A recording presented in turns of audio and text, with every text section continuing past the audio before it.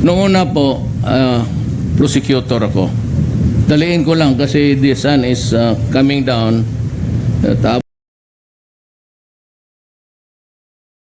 Abutan kayo ng init dyan.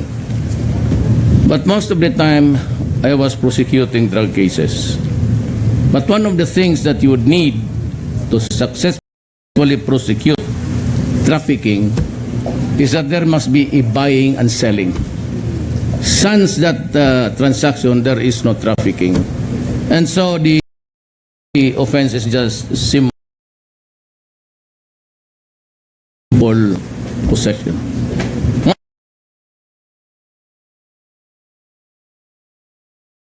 Gamay lang ang dala nila and it is only Father, you might want to transfer to the other side. Kaya kung dala ko ito, dalhin ko na lang ito dyan para but anyway but most of the time you need a forensic expert.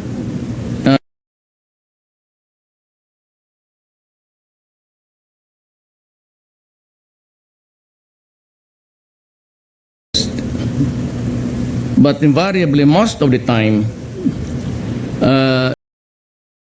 there was only one, and there are so many cases filed in so many courts in Region 11 alone.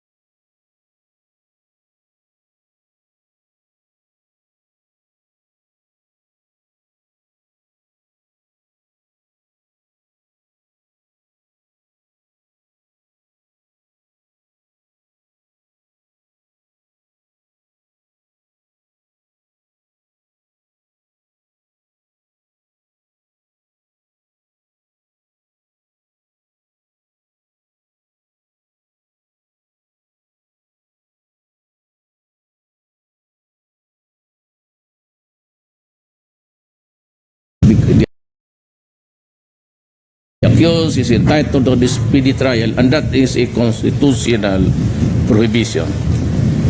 So it came to pass that I became mayor, and I was well aware of the problem.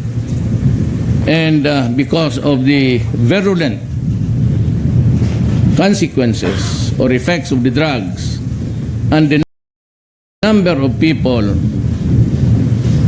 being driven to insanity, some were not, but most of the time, and as the forensics of the Americans would tell you, that was a study that was also a result of the drug problem in the border. I will not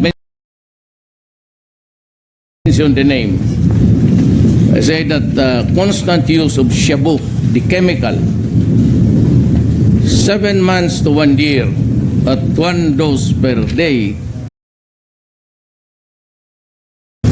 it would shrink the brain of a human being. And if the brain is shrunk, rehabilitation is no longer viable. And that's the sad story. And most of the time when I was mayor, I encountered maybe a few thousands in Davao City, to the point that I said one day, I cannot administer a city inhabited by insane persons. This has to stop. And I saw many lives of people, young ones, destroyed. And one day I just announced that I said, do not destroy my city. We're trying to make a go. We just have had a martial law, and we are on the crossroads, and I had to deal with everybody, including the NPAs, the Moro insurrection, and of course the criminality at that time. It was really something of a mind-boggling problem. But I said to everybody, including, they don't really bother to, they just would pick up somebody with the car. And the kidnap was really rampant. They would pick the Chinese girl in the city in the middle of the day, and they were just doing it as if nobody's business. And I said, I have to build a city. I will build a city that is peaceful, everything is in order so that we will survive the economic hardships. So I said, go out of the city if you are into drugs, or if you are into kidnap or ransom, if you are just a plain terrorist. If I find you in my city, I will kill you. If you deprive us of the youth, the very guys, we are not rich, and when we get old, they'll be the ones who spoon feed us with our porridge or medicines. They will buy the oxygens for you. And if most of them are crazy, we do not have the money, we do not go for the home for aged. Except in Davao, there is one. I have a home for aged. I have a beautiful house, a 30 million structure. Gibuhat na ko, balay nga gwapo kayo. Now this is where I place the victims of incest. Yung nire-rape ng tatay, kapatid, anybody who is related to the victim. Because they are pregnant and they have to nurture the babies. So it has to be a big house. I have that in my city because I understood the problem. Now, in the matter of drugs, I said, I will kill you. I will simply kill you. Go out of my city. If you want to be alive, just that's what I'm saying now. If you want peace in the land, drop Busiabu. And tomorrow there will be heaven in the Philippines. But when I became president, I did not realize before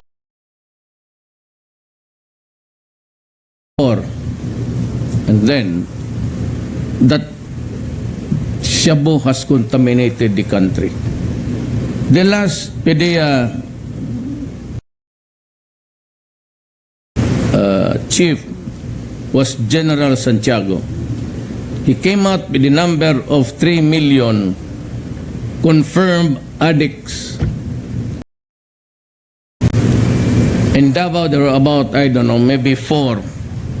But when I was elected president and I had already access to all information, I was appalled to realize and to know that there were 4 million addicts already.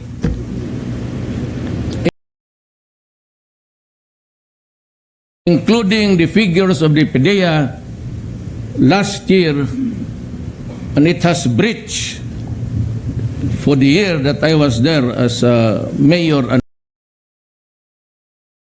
half of it as president. It breached the number of 1 million. And so we have a population who are drunk with shabu most of the time, and those who are really insane. Now, I'd like to see about this critics. You might want to travel back in time, and even a few days before I became mayor, and look at the killings already being perpetrated. I don't know if it was a cleansing process because I fired nine generals of the police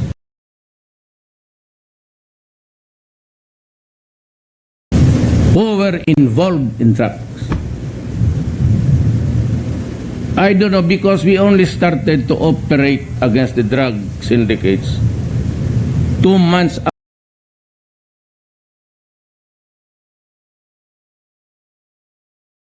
after I assumed presidency. But if you look at the records, there were a lot of killings even on the first 10 days. I don't know what happened. Was it a turf war?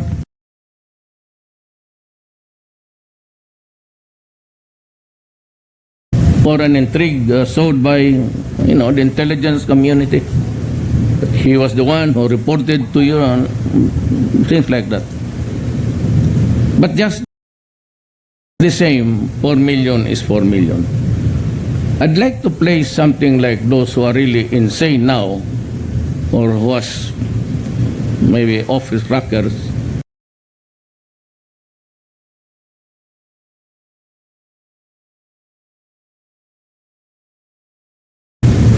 Even if you place it at the conservative estimate of about, liberal, let's place it about 8 million. And you read the crimes that were committed before the drug campaign, and look who were the victims. Children, 1 year old rape, 2 years old, waylaid schoolgirls coming from school, night shift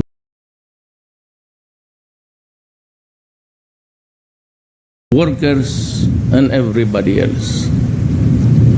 And they were having a hard time killing people, and they were enjoying it. And most of them were committed by the drug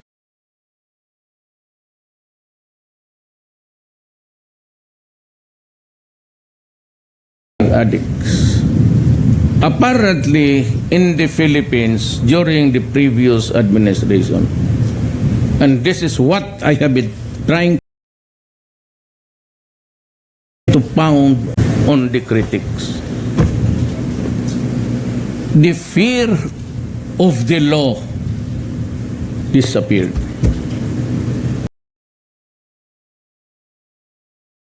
Because when you are into drugs, you are not in your right faculties, and you cannot discern what is right and what is wrong. And what is worse is that when he committed the crime, maybe he was not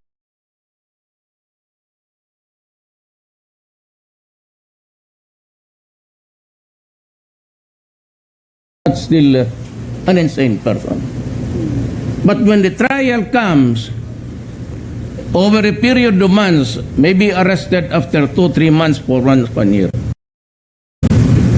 he is already reduced to an imbecile. And if I were the defense counsel,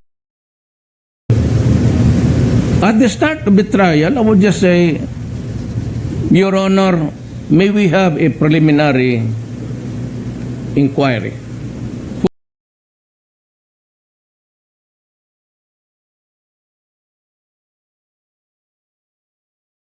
For what purpose? To determine, Your Honor, if my client is ready to face a trial in court. To inquire into his mental faculties. And place him on the stand. And say, what's your name? Oh, our plantation was destroyed. So, who's your father? I was there traveling.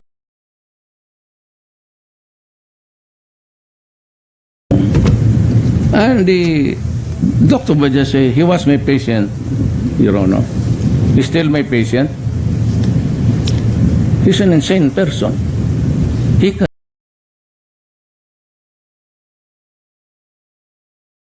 cannot stand trial. Now, if you count the victims, according to the victim of drug addict, it's 77,000. Now,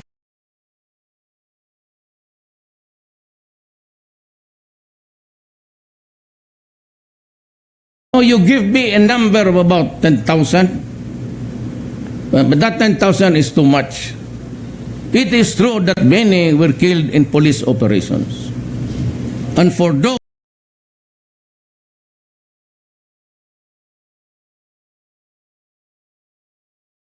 who implemented my order, I accept full legal responsibility.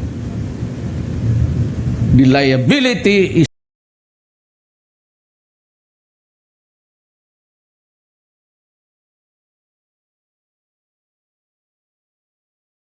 mine and mine alone, because somebody has to order. Somebody has to give the marching orders for them to operate.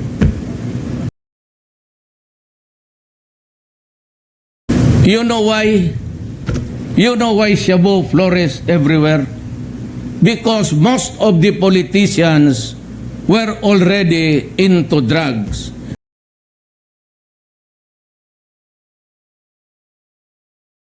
Little did we realize that 5 years before, we were already in narco-politic state, and 40% of the basic government unit, the barangay, then you have the municipality, city, province. Most of them, 40% of the total barangay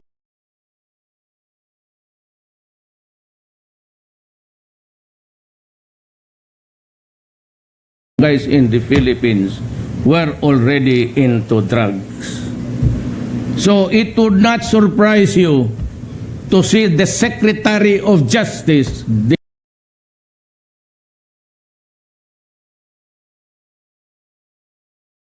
Lima, still trying to say that she is a political prisoner. My God, since when have we been prosecuting political personalities here? As the matter of fact, they steal the malverse money and they go freely. So I had to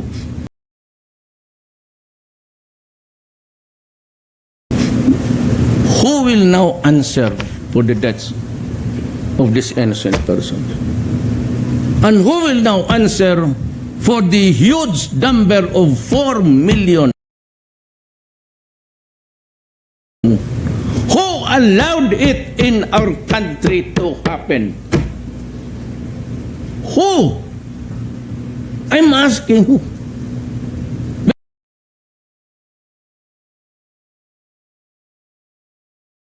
Because I told them, stop destroying my country, I will kill you.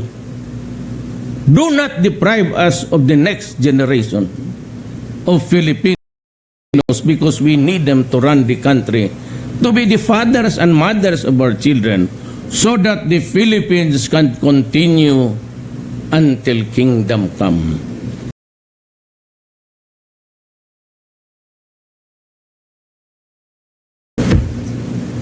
But if you destroy the youth, or most of them, or leave them with the same problem as we are facing, they will be doomed. Because we can never be sure if there is somebody who would just say, kill them.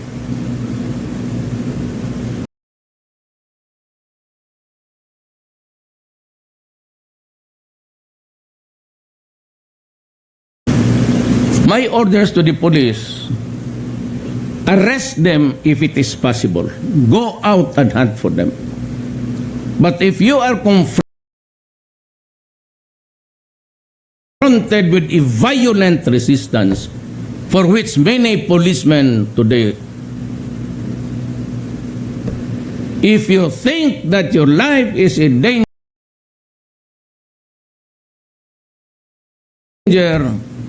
my God, shoot and shoot them dead before you are killed. And what about extrajudicial killing? You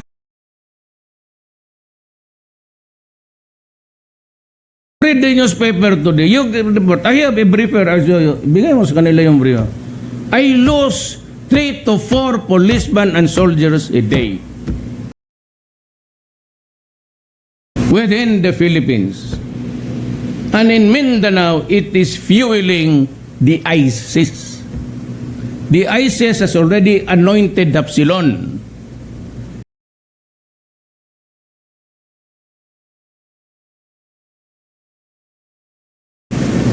As the IS leader. Parang chapter na. Parang lions, gano'n. You have a chapter there.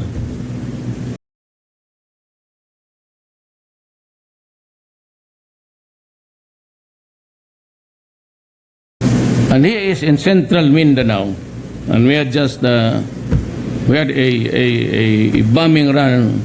Usually, the jets are not allowed in rebellion cases.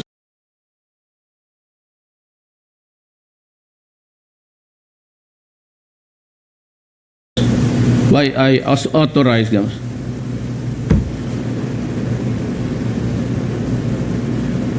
I said,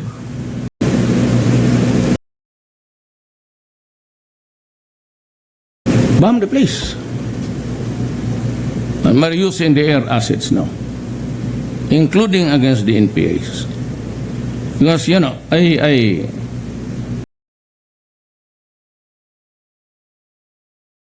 will not hesitate, really. Just, it's beyond understanding for maybe an ordinary idiot. But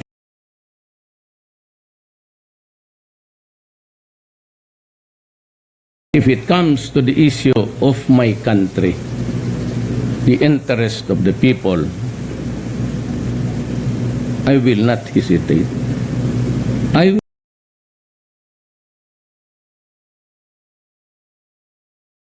not even think twice. No. Say that Duterte is planning to declare martial law because he wants to perpetuate himself in power. Let me tell you now. I'm 72 years old.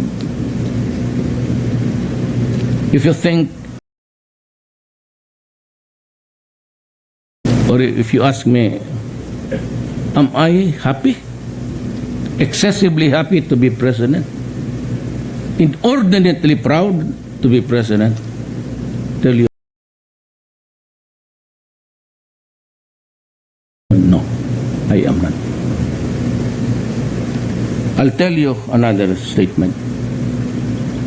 I do not need the presidency at this time of my life.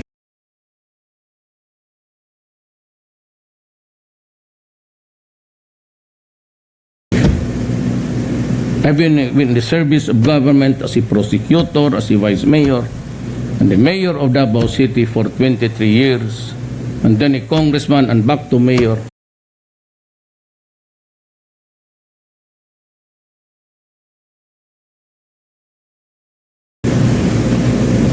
I'm beyond the applause and the shouting Duterte, Duterte.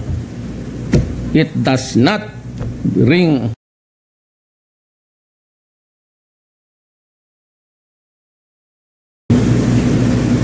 any added happiness to me. I'm beyond that. Do not point out to me that no, there is a martial law provision, he will use it. It is in my oath of office. It says it all. When I say promise under oath that I will protect the Filipino people and preserve the nation. It says all. I will do anything to preserve the Filipino. It does not matter what document you'd want to.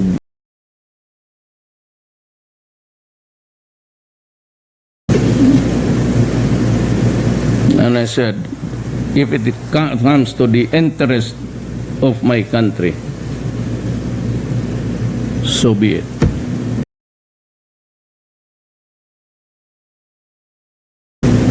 It will be done. So I asked the NPAs, we are in a, kung may mo, kasi NPA dia. Sige na. Hiyo, pag yun. Sige, kauban bitaw takis man. Kasi kaharap yung sundalo. O, kasama man tayo sa bukid. O siya, you know,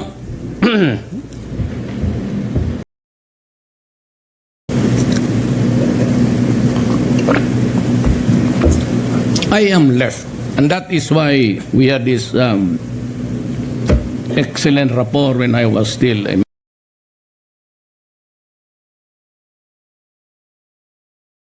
mayor, a local mission. And I had to deal with you guys because I have to see the countryside development, and I cannot go there if I fight them. And besides, we share the same horizon about society. I am a leftist.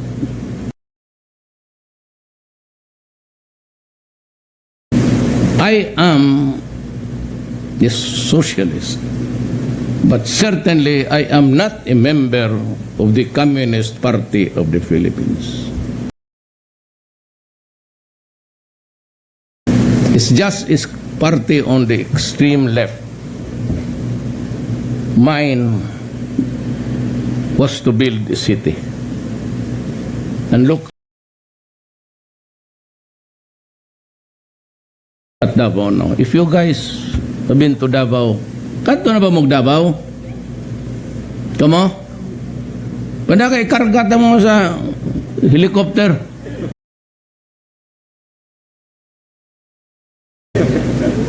Oo, usa-usa. Grupo-grupo. Pero kataunang mga gwapa.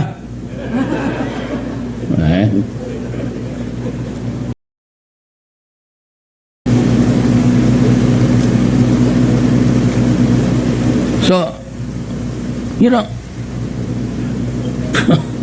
hindi tayo nakakaintindihan dito.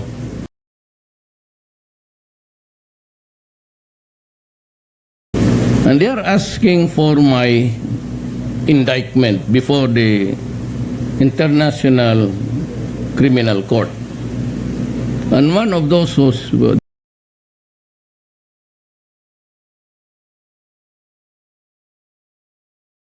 began saying it, really America, the State Department. And you know, when I was reviewing the documents, America is not even that's not a member of the International Criminal Court. Why? Because at that time, they were trying to protect President Bush. Because he invaded Iraq on the pretext of the weapons of mass destruction when there was none. If at all it was an extreme negligence, even trying to find out just to determine before you invade a nation.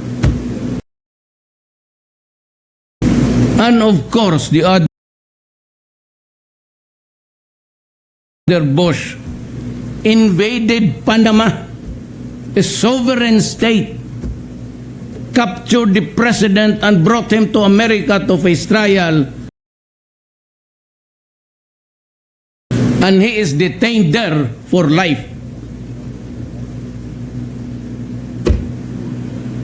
Is it not that an incongruity?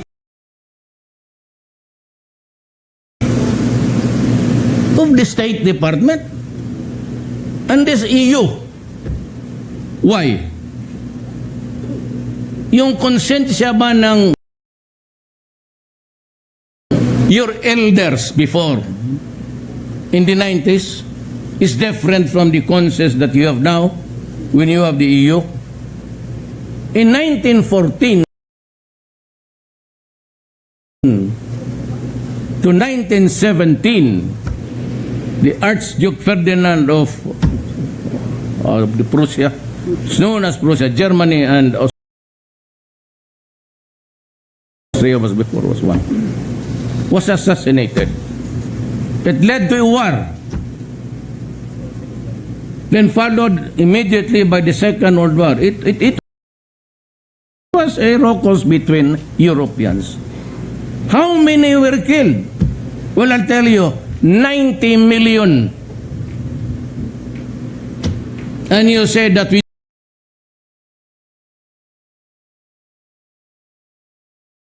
do not do it now. So I ask you, what was the conscience then and what is your conscience now?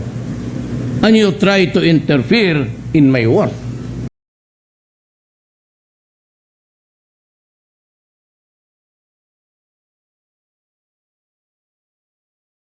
Blame me for those of the death that are not connected with police work. For those who died in connection with the police operation, and I said, but if you are confronted, shoot him. File the case, and I will answer it. If I go to jail, fine. You know, not every Filipino is given a chance to be president. I am the 16th. So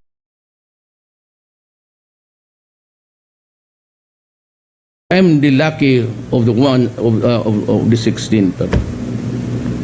How honored am I to be president? I will readily die for the people.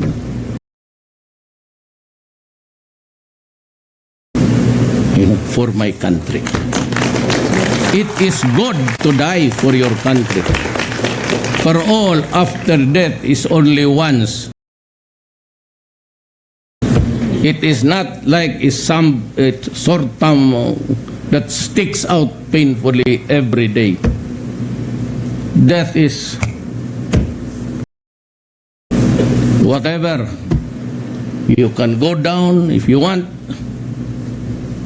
I can shoot me if you want.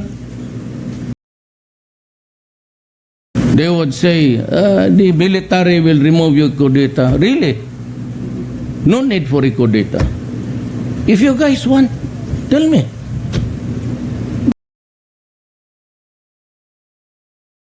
I will call you in Malacanang. Allow you take the stage and say, repeat after me. I, General, now member of the junta, or one of the 7 junta. Okay. The government is yours. Do not kill the other soldiers, my guards, because they are just the same year old soldiers. Or if you want to impeach me, go ahead. So it's my destiny. I said I was only supported by Governor Subir.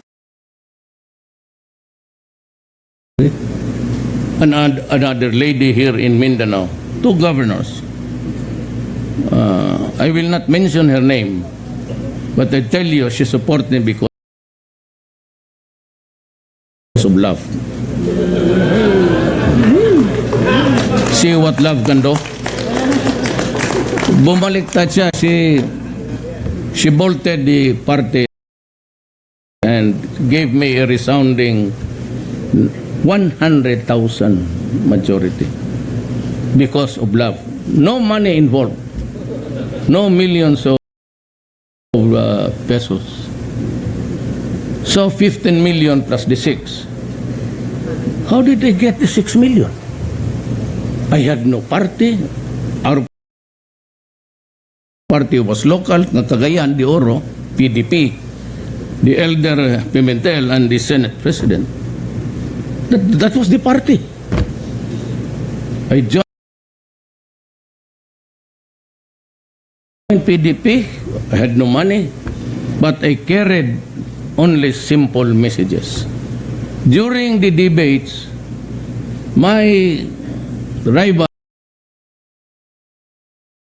said, we'll do it. So, well, a lot of infrastructure projects will coming your way, and we'll improve the hospitals. How can you improve a hospital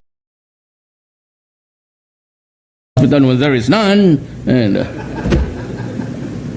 I said, I will promise you, I will stop corruption. And by God, you must stop corruption. Either you be ready to go out, just like a guy who was with me since 1988. He was part of my team, but when we were already in the government, and I heard that he was suggesting this and that, and I said, you have to go. The first whiff of corruption, it's finished. So I have fired 92. I have fired so many customs officials, BIR, the revenue people, and the regulatory boards of LFTRB. The one giving the franchises for public utilities, 90 to all of them this month alone, March. I said, go. And he said, better not, do not fuck the government with its money. See, if you do, then we cannot understand each other. Then I promised drugs. I said, I know these courts. I will put a stop to it.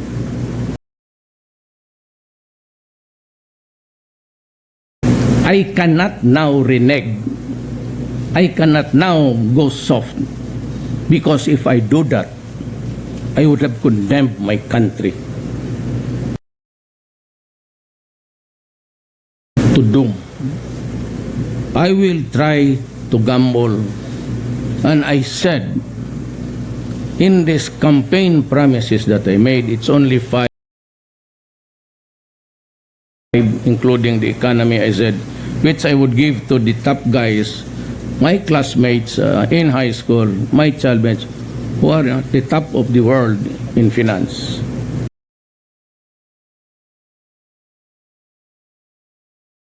I have a plenty. The valedictorian, overclass, they are all valedictorians, summa cum laude, and all. You just don't know them, but when they were students,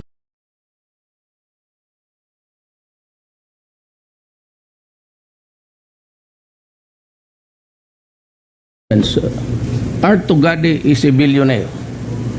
Congress does not want to give him money, maybe because they are suspect. But Tugade is my classmate. At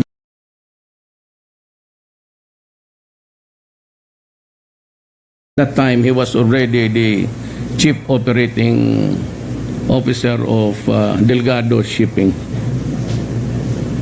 Sonny Dominguez owns the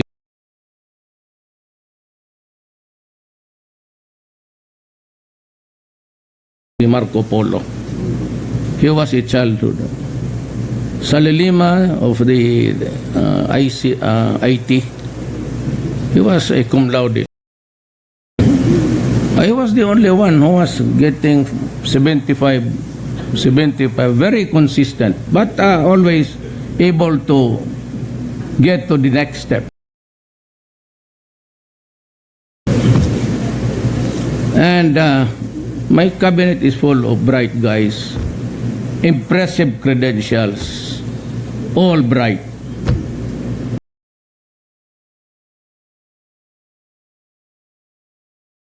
Having I think the average is about 90 if you collate all of their scholastic records. I would have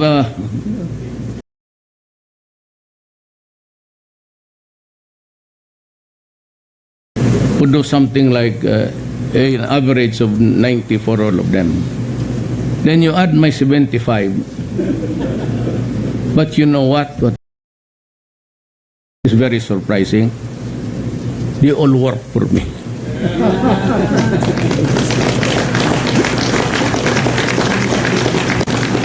My secretary of Defense, nandito ba si? When I got him, when I was a mayor, and he brought in the second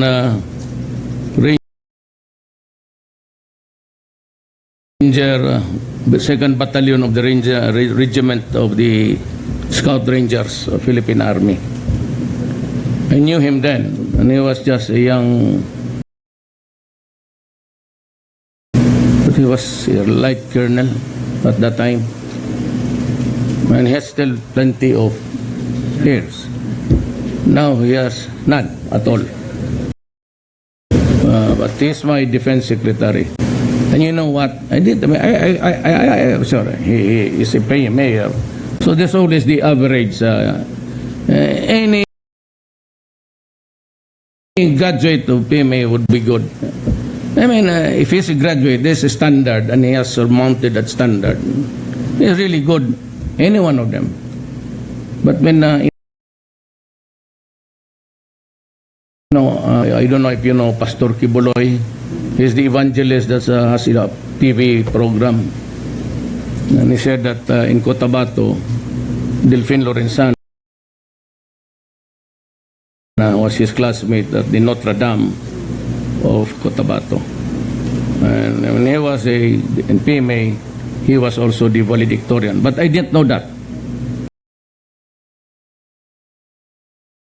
But I also, one guy, which I really admire, General La Peña of Padilla now.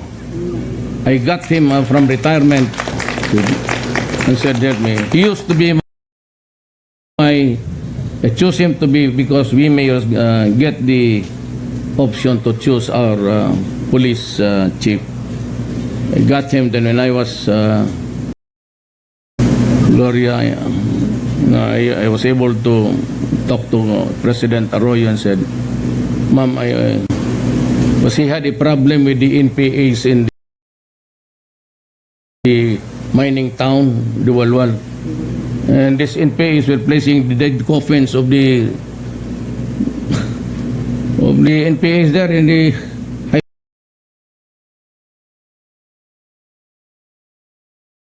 highway. And traffic was snarled all throughout, reaching Abusan. And said, President Arroyo called Ms. Peña, can you go there and talk to the NPAs? Okay, yes. But you give me, because after that I have to establish order. You give me an regional commander na gusto ko, ma'am. Sabi niya,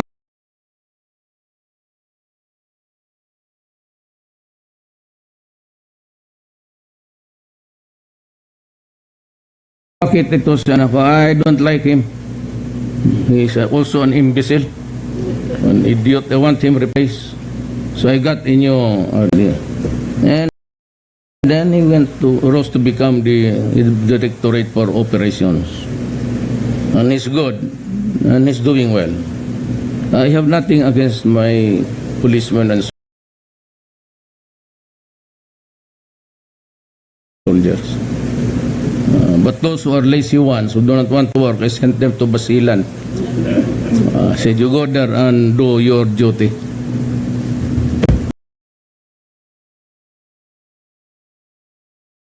So that is my take dito po sa problema. And you know what? I go now to the next topic. It was not until after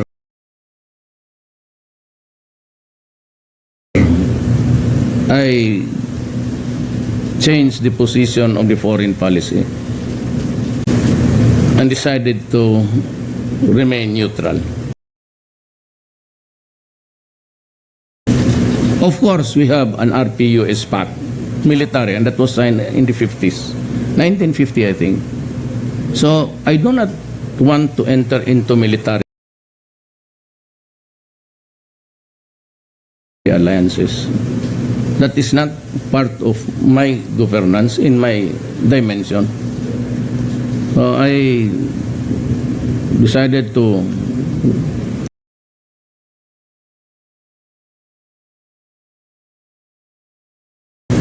because our exports were being almost banned by China. Well, I don't know for what reason. I do not want to because I'd like to tell you now that Ambassador Xiao Zhenhua of China is here.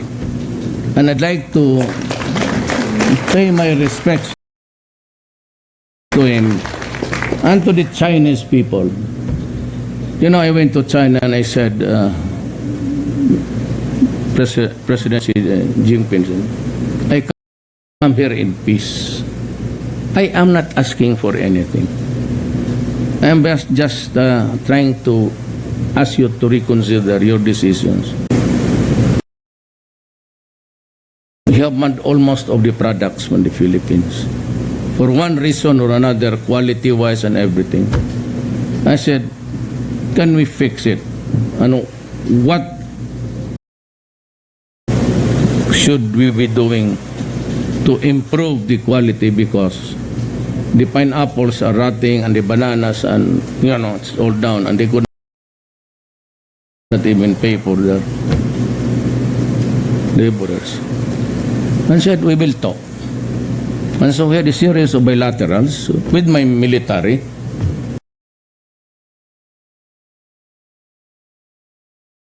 And my soldier, because the chief of staff was also there. I never considered anything except that I wanted friendship. And after my meeting, said you can export again. And you know what? It is back to normal, 100%. The banana is nearing 70%. And China, with all of its, you know, maybe they think also that we are relatives.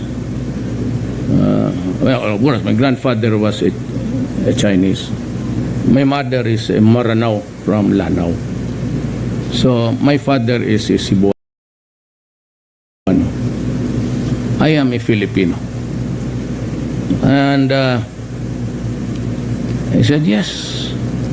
So they have started to import it. And before I left, he said, we will buy all your products. Mangga ngayon, kulang tayong mangga kasi pinagbibili na ang mangga na naunahan na tayo sa mga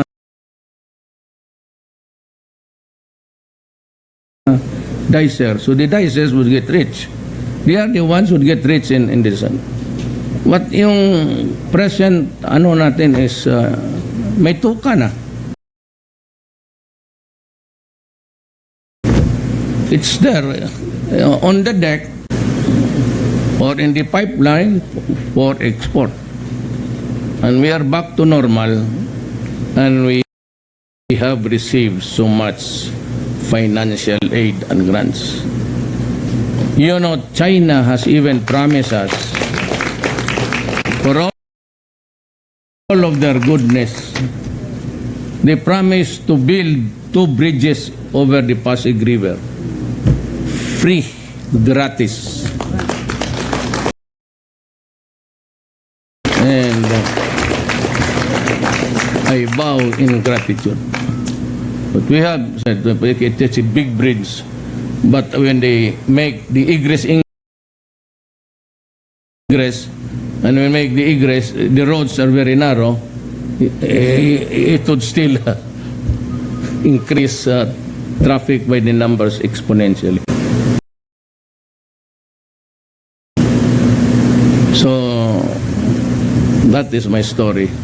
The first rehab was built by a Chinese friend, Wang Hulong. And it was built, I said, I ordered the military to open its military camps, reservations, because it's only the military who has vast tracts of land. that's really intended so that they can exercise whatever. It's almost like 4 mountains. I told them to open their camps if there is no land available and there is money for to construct a rehab, so that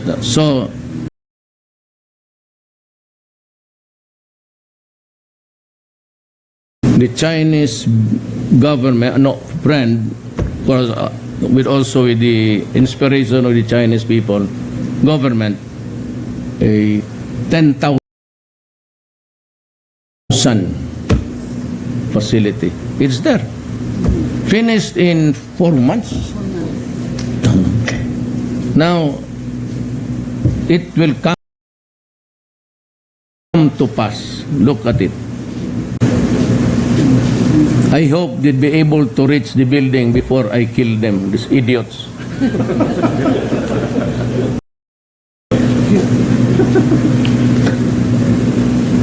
I said, so my presidency begins and ends with public interest. Nothing is second, nothing is higher. Just public interest. And I am ready for anything. I am a worker of government, and I will serve you, and serve you faithfully. Thank you. President Thank you, Rodrigo Mr. Duterte there.